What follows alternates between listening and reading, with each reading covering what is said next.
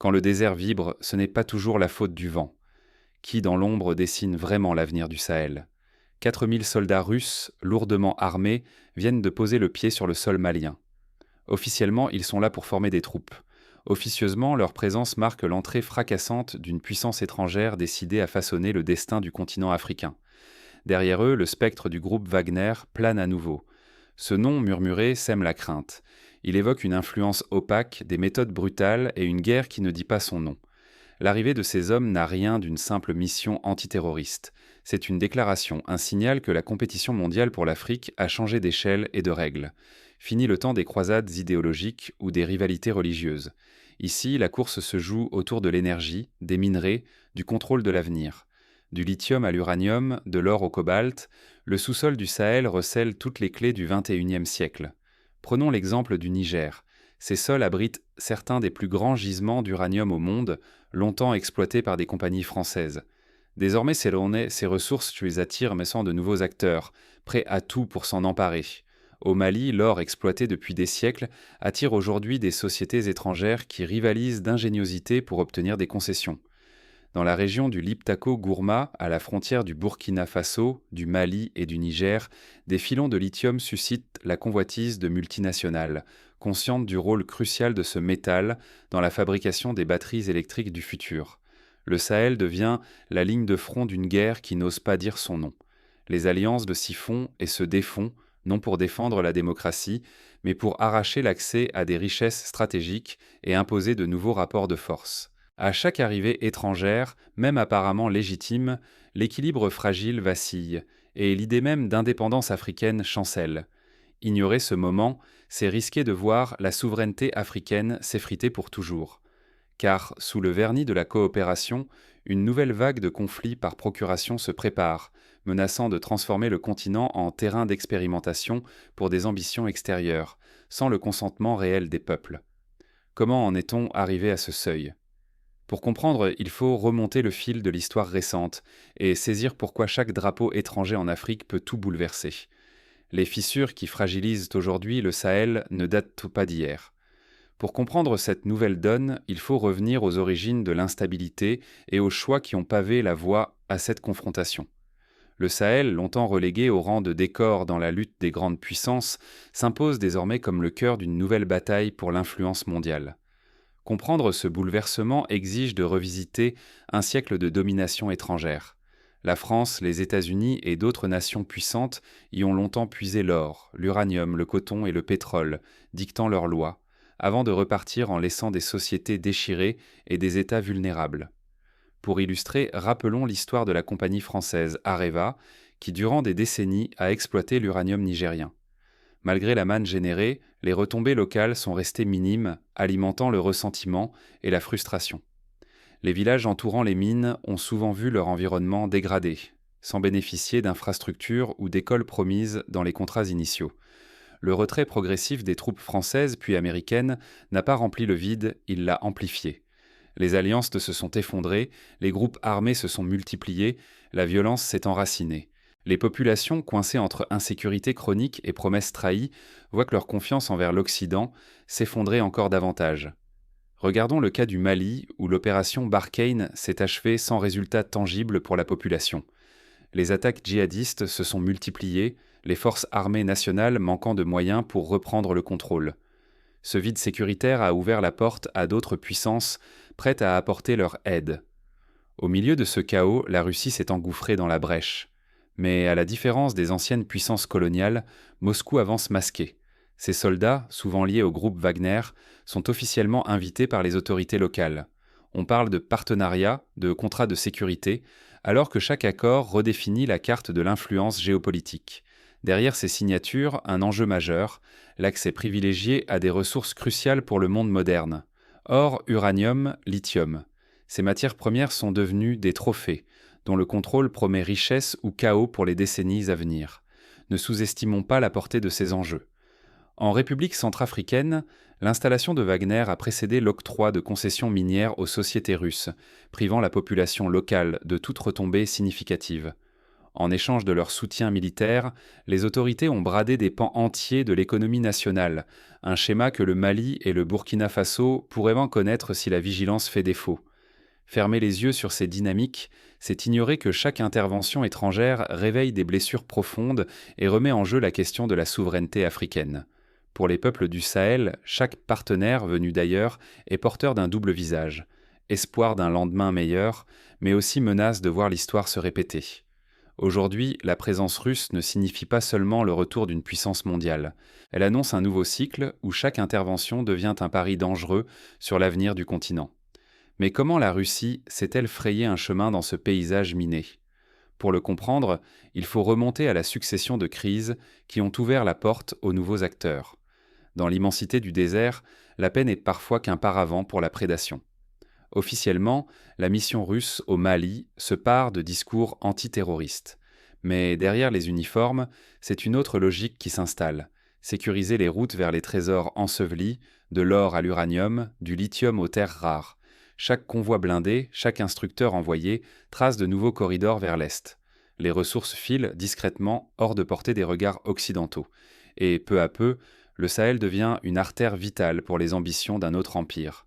L'Occident n'a pas tardé à réagir. La France réactive ses réseaux dormants, les États-Unis multiplient les initiatives.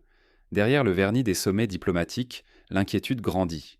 Perdre le contrôle d'une région clé pour l'économie mondiale serait un désastre. Mais leur méthode, souvent brutale, réveille à moi de vieilles bottes blessures jamais refermées. Checkpoint, drones, surveillance accrue. Pour bien des Sahéliens, l'intervention sent le retour d'un passé colonial mal digéré. Les villages deviennent des points de passage cernés par les colonnes étrangères. Les contrôles s'intensifient, la suspicion s'infiltre jusque dans les conversations du marché. Dans ce bras de fer, la population paie le prix fort. Les journalistes locaux disparaissent étouffés sous la propagande multilingue. Les voix sahéliennes s'effacent, reléguées au rang de simples figurants dans une guerre dont ils subissent les règles. Mais le jeu ne se limite plus à 2 acteurs. La Chine avance sans bruit. Pas de soldats, mais des contrats, des routes, des infrastructures flambant neuves. Dans les bureaux feutrés, des accords sont signés loin des projecteurs, redessinant les alliances sans un bruit de bottes. Prenons par exemple la construction du chemin de fer reliant le Niger et le Bénin, financé en grande partie par des fonds chinois. Ce projet, passé presque inaperçu dans les médias occidentaux, illustre la stratégie de Pékin. Privilégier l'infrastructure pour s'assurer un accès pérenne aux ressources tout en consolidant son influence géopolitique. Derrière chaque drapeau, une question s'impose. Qui décide de la sécurité ? Et à qui profitent ces richesses extraites à la hâte ? Si la stabilité n'était qu'une façade pour mieux piller, où se cache alors la souveraineté ? Pour les Sahéliens, la protection se paie en terre perdue, en liberté rognée, en voie effacée des débats mondiaux. La bataille pour le Sahel n'est plus seulement militaire. C'est une lutte pour l'avenir, qui aura le droit de définir ce que signifie être en sécurité et à quel prix. Mais alors que les puissances étrangères avancent leurs pions, une nouvelle question émerge. Et si la souveraineté sahélienne pouvait renaître là où tous la croyaient enterrée ? Entre rumeurs de recolonisation et rêves d'indépendance, le Sahel retient son souffle. Ce vaste territoire, fait de dunes et de frontières mouvantes, vit une bascule silencieuse. Désormais, la question n'est plus qui commande, mais oserons-nous écrire notre propre avenir ? Sur les réseaux, des visages nouveaux émergent. Ibrahim Traoré, érigé en héros par une partie de la jeunesse, incarne un refus de la fatalité. Son nom circule de Ouagadougou à Bamako, porteur de fierté et d'espoir, mais aussi de crainte. Car en brandissant la souveraineté, il expose la région à l'isolement, coupé de précieux alliés, encerclé de dangers. Pourtant, un autre changement se dessine, plus profond, une conscience populaire inédite. Nous ne sommes pas la ressource, scantent jeunes et travailleurs. L'époque où les richesses du sous-sol valaient plus que les vies humaines semble révolue. Être africain, désormais, c'est refuser d'être un pion et exiger que l'avenir ne soit plus dicté par d'autres. Ce réveil a un prix. La militarisation s'accélère. Chaque présence étrangère, qu'elle vienne de Moscou, de Paris ou de Pékin, attise la méfiance et multiplie les tensions. Les puissances se disputent le terrain à coups de base, de contrats opaques, de promesses de protection. La souveraineté brandie reste fragile, parfois instable, prête à se fissurer au moindre choc. Le moindre dérapage pourrait replonger le Sahel dans le chaos. C'est là le dilemme. Nouvelles alliances, signature de traités, risquent-elles d'être de simples échanges de chaînes?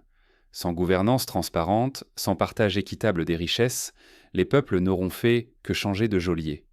Les grandes puissances misent sur l'épuisement, espérant que la soif de stabilité l'emporte sur celle de liberté. Mais le Sahel peut-il devenir autre chose qu'un échiquier? Peut-il inventer un laboratoire d'autonomie réelle où la voix des peuples ne serait plus étouffée par des intérêts extérieurs? Les graines de cette transformation sont plantées. Elles porteront peut-être une renaissance politique, culturelle, économique, ou s'éteindront sous le poids d'une nouvelle dépossession. Regardons l'exemple du Ghana, qui a réussi à imposer une taxe sur l'exportation de l'or, permettant d'investir dans les écoles et les routes. Le modèle ghanéen inspire certains militants sahéliens. Pourquoi ne pas exiger des contrats plus transparents et des retombées locales afin de transformer la manne minière en moteur de développement? Au cœur de la poussière et de la lumière crue, l'enjeu dépasse la région. C'est l'avenir du continent, la stabilité mondiale et l'idée même de souveraineté qui se jouent ici. Si le Sahel vacille, le monde en ressentira le contre-coup. Mais si la région invente sa propre voie, elle pourrait inspirer bien au-delà de ses frontières. À cette croisée des chemins, une seule question demeure. Comment éviter que ce renouveau ne soit qu'une illusion de plus? Le prochain acte s'ouvre sur une nouvelle donne stratégique. L'arrivée des troupes russes à Bamako bouleverse tous les équilibres. À quoi ressemblera le rapport de force au Sahel, maintenant que la Russie entre dans la danse? Le défi véritable, c'est de transformer l'indépendance en expérience concrète, vécue jour après jour par les peuples du Sahel. Que l'autonomie ne soit plus un slogan, mais un acte répété, enraciné dans la vie quotidienne. La souveraineté ne se limite pas aux drapeaux ni aux cérémonies. Elle exige une gouvernance transparente, une justice impartiale et la force de dire non lorsque des contrats injustes menacent l'intérêt commun. Sans cette assise, l'indépendance demeure un mirage, entretenu par ceux qui prospèrent dans l'ambiguïté. Pourtant, dans l'ombre, la société civile lutte. Enseignants, bénévoles, paysans et artisans maintiennent l'école ouverte, protègent les puits, cultivent la terre, font tourner les marchés. Leur courage discret incarne la ténacité d'un peuple qui refuse la résignation et invente chaque jour de nouvelles solidarités. À Bamako, des collectifs citoyens ont lancé des campagnes pour surveiller l'utilisation des fonds publics issus de l'exploitation minière. Au Burkina Faso, des femmes s'organisent pour défendre l'accès à l'eau face aux accaparements liés aux mines d'or. Ces exemples concrets montrent que la résistance ne se limite pas aux discours politiques, mais se traduit en actions de terrain. La mémoire collective reste vigilante. Elle se souvient des promesses non tenues, des ressources extraites sans retour, des terres confisquées, des accords signés en secret. Refuser la logique d'extraction sans profit local, c'est refuser l'effacement. C'est affirmer que l'avenir ne se négocie pas seulement entre puissances étrangères, mais s'invente dans chaque geste ordinaire. Pour le public international, il est vital de saisir que le destin africain ne se joue pas dans les salons de Washington, de Moscou ou de Pékin. Il se façonne jour après jour dans le choix des instituteurs, la volonté des maires, la détermination des femmes qui font vivre les marchés et protègent les sources. Seule la transparence, l'éducation véritablement universelle, l'accès équitable aux ressources peuvent garantir un changement paisible et durable. Les grandes victoires se forgent dans la justice, la confiance et la certitude que chaque citoyen a son rôle à jouer. Mais il y a un risque. Laisser passer ce moment, c'est voir le mot « souveraineté » vidé de son sens, les erreurs du passé grimées de nouveaux uniformes, de nouveaux slogans. Le danger serait de croire qu'un simple changement d'allié suffit à garantir l'émancipation. L'heure est venue d'agir et de rejeter la résignation. La suite ne dépend ni de Moscou, ni de Paris, ni de Pékin, mais de la voix collective de celles et ceux qui refusent que leur avenir soit dicté sans leur consentement. Mais la route vers une souveraineté réelle reste semée d'embûches. Chaque étape révèle de nouveaux défis, de nouvelles tentations. L'encre de la nouvelle Afrique n'attend plus d'autorisation pour écrire. Ce qui se joue aujourd'hui dépasse la rivalité silencieuse entre grandes puissances. Au cœur du Sahel, il s'agit de conquérir le droit de raconter sa propre histoire, sans censeur ni main étrangère. Le sable du désert garde la trace de chaque empire, de chaque promesse oubliée. Mais ni Moscou ni Washington ne possèdent les clés de demain. La souveraineté se gagne, se protège, parfois au prix du sang. Si les sociétés du Sahel continuent de se taire, la région restera un terrain d'expérimentation pour les ambitions extérieures. Moscou, Paris, Pékin, leurs projets ne sont que de nouveaux chapitres d'un vieux livre où l'Afrique subit, jamais ne choisit. Pourtant, aujourd'hui, la pire des trahisons serait le silence des peuples. La responsabilité ne pèse plus seulement sur les gouvernements ou les armées. Elle incombe à chacun, journalistes, enseignants, villageois, jeunes connectés. Tous portent un fragment du récit. Tous peuvent refuser la fatalité, dénoncer les mensonges, exiger la vérité. Le Sahel n'est pas un échiquier géant. Il abrite des millions de vies, de rêves, d'enfants qui méritent mieux qu'un éternel recommencement de guerre pour l'or, l'uranium ou le lithium. L'avenir ne se décide pas dans l'ombre des ambassades, mais sous la lumière du débat, du courage et du partage. La couleur de l'uniforme importe peu. La victoire réelle se mesurera à la capacité de dire non quand il le faut, d'écrire son propre destin, de défendre chaque parcelle de dignité. La vigilance n'est pas un luxe, c'est un devoir.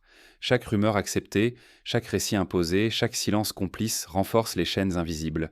Mais chaque voix, chaque image, chaque mot sincère peut faire basculer l'équilibre. L'histoire change maintenant, pas demain. Refuser la résignation, c'est refuser d'être spectateur. N'attendons pas que d'autres écrivent l'épitaphe du Sahel. Le récit appartient à ceux qui osent le prendre, à ceux qui refusent le silence. Partageons, débattons, interrogeons. La souveraineté se construit ensemble.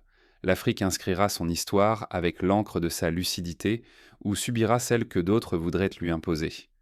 Le choix commence ici, avec vous. Pour aller plus loin, chacun peut agir, partager ce récit, soutenir les initiatives locales, exiger la transparence dans les contrats miniers. Les étudiants peuvent organiser des débats, les associations réclamer des audits publics, les journalistes enquêter sur les flux financiers. Ce sont ces actions multiples et concrètes qui feront la différence. Enfin, souvenons-nous des leçons de l'histoire. Lorsque l'Inde a obtenu son indépendance, elle a dû lutter contre la fragmentation et l'ingérence étrangère, mais c'est le choix d'une gouvernance démocratique et d'une éducation pour tous qui a permis l'émergence d'une société civile forte. De même, le Vietnam a su résister à la pression des grandes puissances en s'appuyant sur une unité populaire et une détermination sans faille. Le Sahel peut s'inspirer de ces exemples. C'est dans la cohésion sociale, la transparence et la mobilisation citoyenne que réside la clé d'une souveraineté authentique. La route est longue, semée de dangers. Mais chaque pas compte. L'Afrique peut, aujourd'hui, choisir de ne plus être le théâtre où d'autres jouent leur partition. Elle peut décider d'être le sujet, l'auteur, la voix de son propre destin. La prochaine page est blanche. À nous de l'écrire ensemble.